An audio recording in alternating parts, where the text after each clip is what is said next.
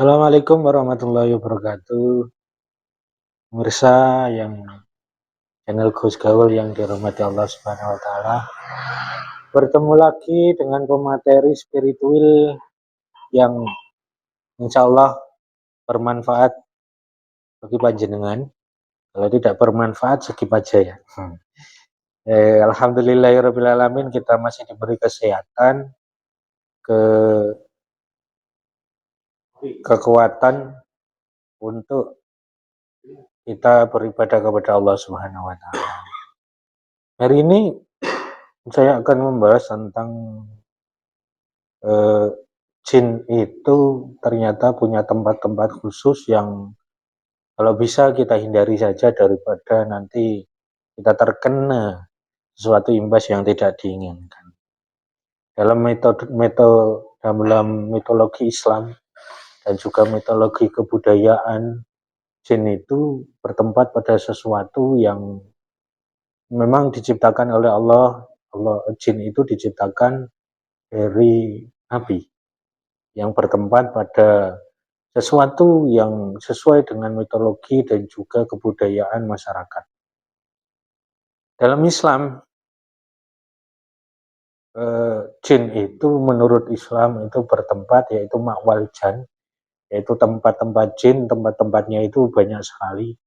Di antara salah satunya di rumah, terus kemudian di tempat-tempat biasanya ada di tempat-tempat yang horor yaitu di laut, di hutan, di kali atau di sungai, dan di tempat-tempat yang menurut mitologi dan juga kepercayaan kebudayaan setempat itu angker, karena jin itu juga sesuai dengan argumen dan juga anggapan manusia itu sendiri. Ulama berbeda pendapat terkait tempat-tempat jin yang seringkali kita anggap. Menurut Syekh Mahfud At-Tarmasi dalam kitabnya menjelaskan, qala ba'duhum ma'wa syayatin kulla maudhi'in ghairi mahulin. Menurut sebagian ulama, ini menurut Syekh At-Tarmasi, menurut sebagian ulama, tempat-tempat setan dan juga jin itu adalah setiap tempat yang tidak berpenghuni. Ini menurut Syekh At-Tarmasi. Kal magharat wa syu'ub wal arhibatil khurab, yaitu gua-gua, terus kemudian lembah-lembah, danau, terus kemudian bangunan-bangunan yang roboh, atau kalau sekarang bangunan yang tidak berpenghuni. Itu menurut Syekh At-Tarmisi. Tapi menurut Syekh Al-Wafi, wa qala sahibul Wafi, di mana tempatnya jin tersebut berpenghuni?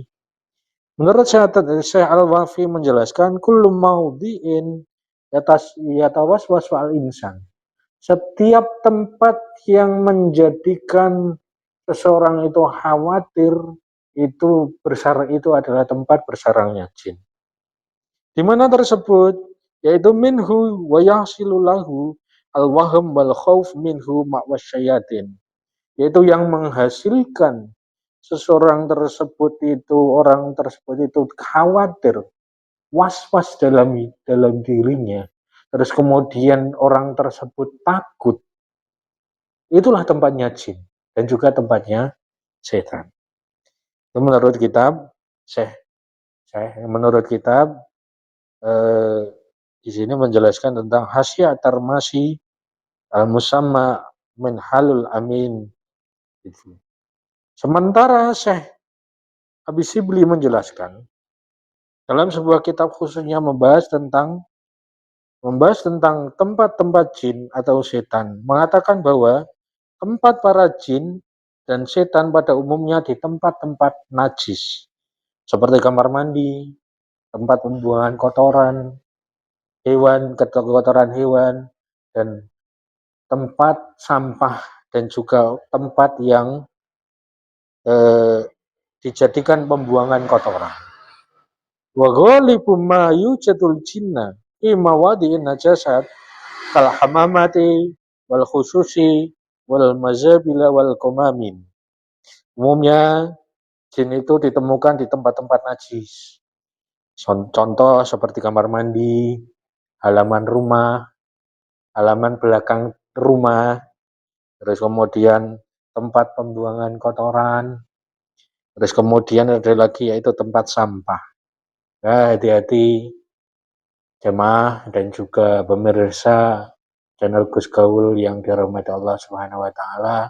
Tempat-tempat tadi itu kemungkinan itu ditempati oleh jin. Maka dari itu ada lagi yang menjelaskan tentang menurut Syekh Ibnu Hajar Al-Haytami menjelaskan bahwasanya ada lagi tempat ketika tempatnya itu ada lubang-lubang kecil dan di jalan dan lain sebagainya, jangan sampai kita kencing di tempat itu.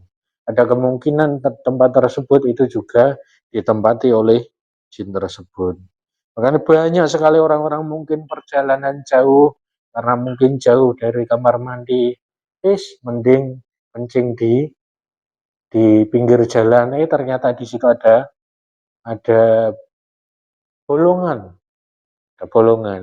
terkencing di situ. Akhirnya menjadi akhir diganggu, mungkin terjadi kecelakaan, mungkin orang tersebut itu kencing sembarangan dan lain sebagainya. Ada lagi menurut Syekh Ibnu Hajar Al-Haytami di tempat-tempat itu ada genangan air yang kecil itu juga menjadi tempat sosialnya atau tempat berkerumunnya para jin untuk berinteraksi dan lain sebagainya. Jangan sampai kita mengganggu karena jin itu adalah makhluk yang terbuat dari api. Jangan sampai kita menyakiti jin tersebut karena ketika kita menyakiti karena nuwun sewu, jin itu gampang emosi dan juga gampang berperasaan.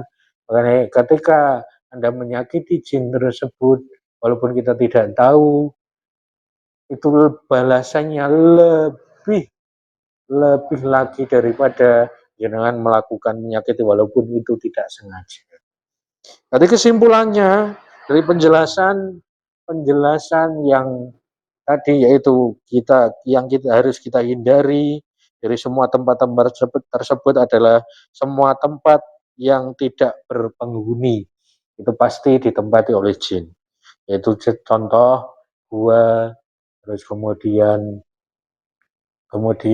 rumah suwung, rumah yang tidak berpenghuni, terus kemudian semua tempat yang mengusik ketenangan manusia yaitu tempatnya takut dan lain sebagainya, yaitu pohon-pohon besar, terus kemudian kuburan, itu juga salah satu tempat yang disukai oleh jin dan juga dibuat penghuni jin.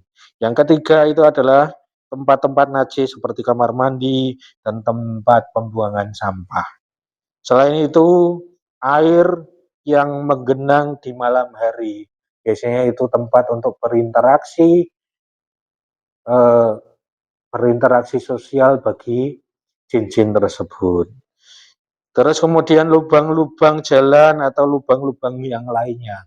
Lubang kecil biasanya dibuat untuk rumah-rumah jin, makanya jangan sampai kita kencing atau merusak lubang-lubang tersebut.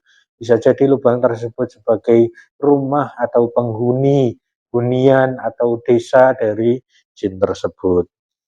Dan yang terakhir yaitu tempat-tempat kotor seperti halnya tempat sampah dan juga tempat pasar yang itu ada sampahnya, dan tempat-tempat yang kira-kira tersebut itu adalah tempat pembuangan itu juga banyak di situ terjadinya aktivitas dan juga untuk kegiatan sosial penghuni lain yaitu jin dan juga setan.